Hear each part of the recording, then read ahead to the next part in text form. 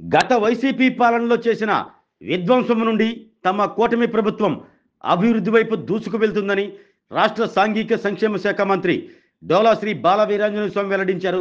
కొండేపులో జరిగిన స్వచ్ఛ ఆంధ్ర స్వర్ణాంధ్ర కార్యక్రమంలో మంత్రి పాల్గొన్నారు. ఈ సందర్భంగా మంత్రి స్వామి మాట్లాడుతూ గత 5 ఏళ్ల వైసీపీ పాలనంతా విధ్వంసమే అన్నారు. ఆ విధ్వంసం నుండి తమ కూటమి ప్రభుత్వం అభివృద్ధి వైపు వెళ్తున్నట్లు చెప్పారు. గత పాలనలో రోడ్లపై చెత్త చెదారం దర్శనమిస్తే తమ ప్రభుత్వంలో పంచాయతీల ద్వారా చెత్తను తొలగించి డంపింగ్ యార్డులకు తరలిస్తున్నట్లు చెప్పారు. మన ఇల్లు మన వీధి మన గ్రామం అన్నట్లు పరిసరాలు శుభ్రపరచుకోవాలంటూ మంత్రి కోరారు. రాష్ట్రం ఆర్థికంగా ఇబ్బందుల్లో ఉన్నప్పటికీ ప్రతి నెల 1వ తేదీ పింఛన్లు ఇస్తున్నామని, ఎవరైనా 2 నెలలు పింఛన్ తీసుకోకుంటే 3వ నెలలో పింఛన్ మొత్తం ఇచ్చిన ఘనత తమ ప్రభుత్వానికే దక్కుతుందన్నారు.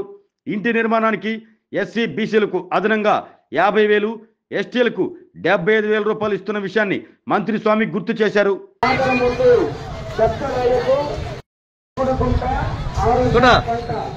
నేను నా పరిసరాల పరిశుభ్రత కొరకు ప్రతిరోజు కొంత సమయం కేటాయిస్తానని నా వంతు కృషిగా స్వచ్ఛత కార్యక్రమాల కొరకు శ్రమదానం చేసి ఈ రోజు పరిశుభ్రత గురించి నేను వేసిన ఈ ముందడుగు ఆంధ్రప్రదేశ్ రాష్ట్రాన్ని శుభ్రపరచడంలో పక్కనండి.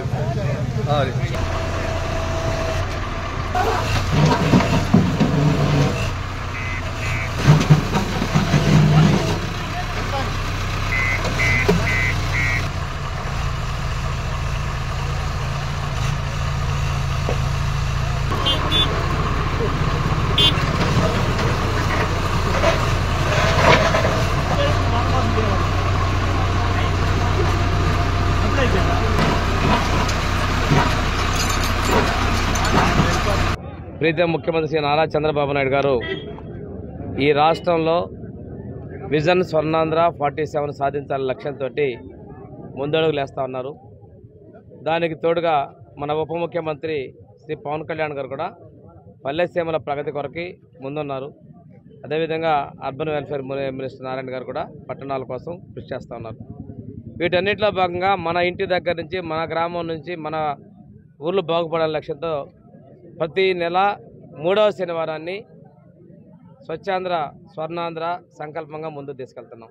ఈరోజు థీమ్గా ప్లాస్టిక్ని నిషేధిద్దాం, ఒకసారి వాడు పడేసే వస్తువులు కాకుండా మళ్ళీ వాడుకునేటువంటి క్లాత్ బ్యాగ్స్ కావచ్చు, అదేవిధంగా పేపర్ బ్యాగ్స్ కావచ్చు, అటువంటి వాటి ప్రోత్సహించాలని తెలియజేస్తుంటూ తడి చెత్త పొడి చెత్త ప్రమాదకరమైన చెత్తని వేరు చేసి గ్రామ పంచాయతీల ద్వారా వాటిని సేకరణ చేసి సాలిడ్ వేస్ట్ మేనేజ్మెంట్ కింద చేసుకుంటూ చెత్త నుండి సంపద తయారు చేసేగా మనం ముందుకెళ్తున్నాం. ఒకప్పుడు చెత్త మీద పనిచేసినటువంటి చెత్త ప్రభుత్వాన్ని, చెత్త ముఖ్యమంత్రులు చూసాం. ఈరోజు చెత్త నుంచి సంపదను తయారు చేసేటువంటి అభివృద్ధి కాముకుడు, విజనరీ లీడర్ని మనం చూస్తున్నాం. ఇటువంటి పరిస్థితుల్లో ఈ రోజున మనం ఈ కొండేపి గ్రామంలో పారిశుద్ధ్యం మీద అవగాహన ర్యాలీ తీసుకోవడం జరిగింది.